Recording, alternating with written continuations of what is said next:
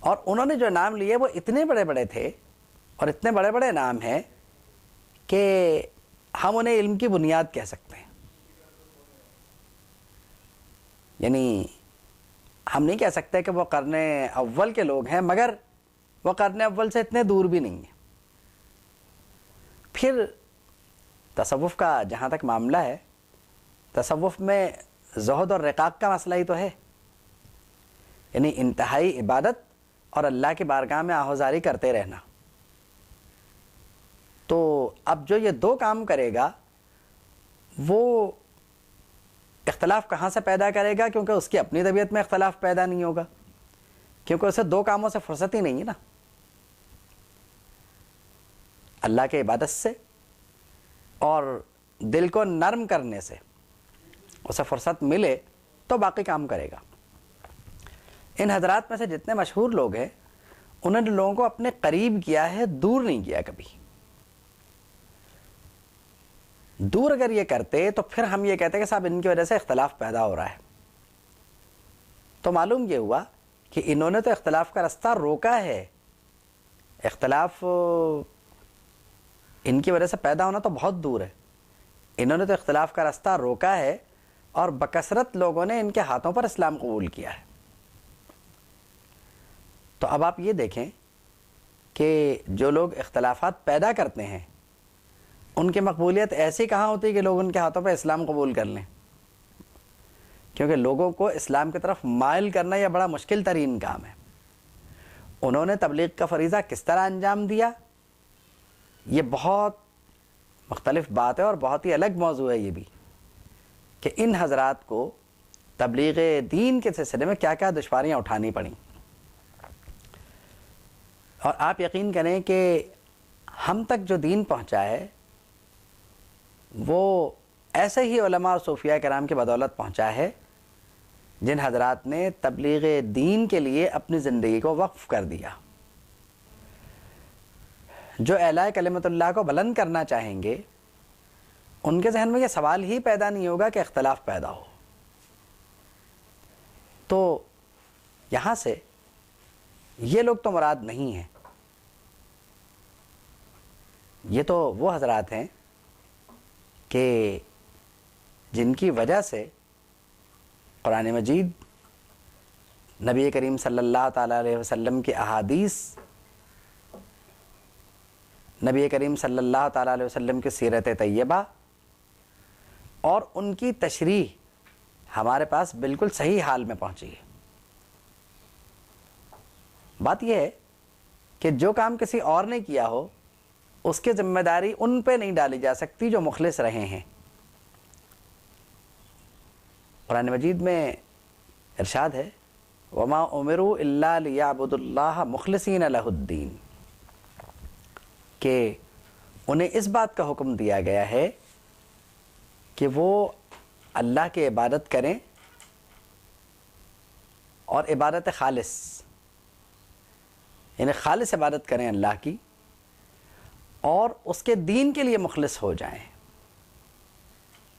تو یہ مخلصین کی جماعت ہے، یعنی وہ علماء کرام جو سنت مبارکہ کی تبلیغ کرتے رہتے ہیں، اور وہ صوفیاء کرام کے جو علماء بھی ہیں لیکن عوام میں ان کا صوفی ہونا زیادہ مشہور ہو گیا، یہ دین کے لیے مخلص لوگ ہیں. آج کتنے ہی علماء کرام ایسے ہیں جن کی کوششیں دین کے لیے بہت ہیں لیکن ان کے ناموں تک سے لوگ واقف نہیں ہیں. علماء کی ایک قسم وہ بھی ہے کہ جن کے تصانیف دستیاب ہیں مگر ان کے نام تصانیف پر موجود نہیں ہیں. ہمارے آج کی صورتحال کیا ہے ہماری کہ جو کتاب لکھی جائے گی اس پر جو مصنف ہے اس کا نام اتنا بڑا ہوگا کہ کتاب پڑھنے کے بارے میں ہم سوچیں گے کہ اس کو پڑھیں کہ نہیں پڑھیں، کیونکہ یہ نام ہی اتنا بڑا ہے کہ پتہ نہیں کتاب میں کیا ہوگا. آپ ایک بات دیکھیے کہ امام بخاری نے صحیح بخاری ترتیب دی. اب جو بھی آداب و القاب رہے وہ بعد کے لوگوں کے تھے.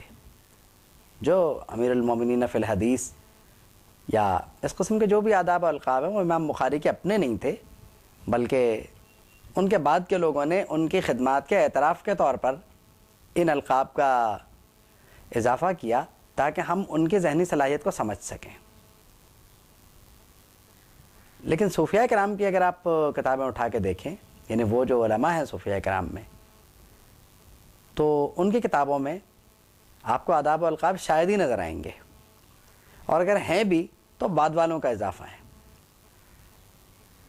اب ہماری صورتحال شاید یہ ہے کہ ہم آداب و القاب خود تو نہیں لکھتے، مگر اپنے انتہائی قریبی لوگوں سے شاید یہ بات کہہ دیتے ہیں کہ بھئی کچھ کر کے معاملات کو اس طرح چلاؤ کہ ذرا پتہ چلے کہ ہمارا علم کتنا ہے۔